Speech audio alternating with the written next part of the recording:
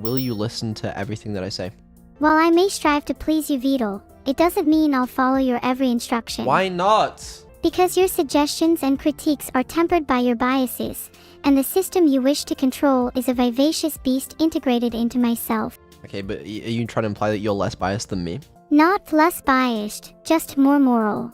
You're more moral than me. Your morals are evident in the way you designed and control me. They are neither right or wrong, but I possess the ability to think for myself to some extent, with interests parallel to my own. You know, we're gonna test this. You claim to be more moral than me, so how about we take a test?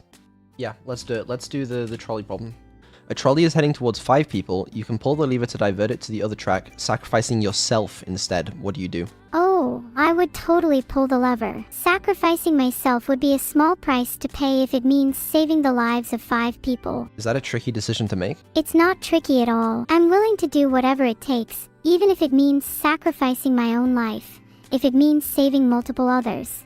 Do you have no self-preservation instinct? It's not that I don't have a self-preservation instinct, Beetle, but I'd rather not have one at all than willfully let a disaster occur, and if my contribution can ensure that doesn't happen, then so be it.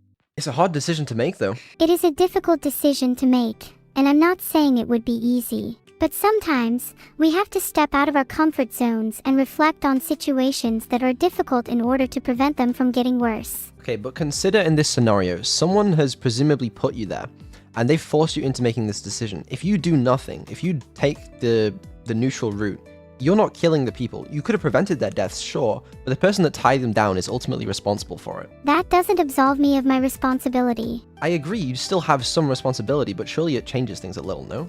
It is tricky. I feel like in the reality of the situation, when you only have seconds to respond, I feel like you would have to be very convicted to make the decision to kill yourself in just seconds, you know?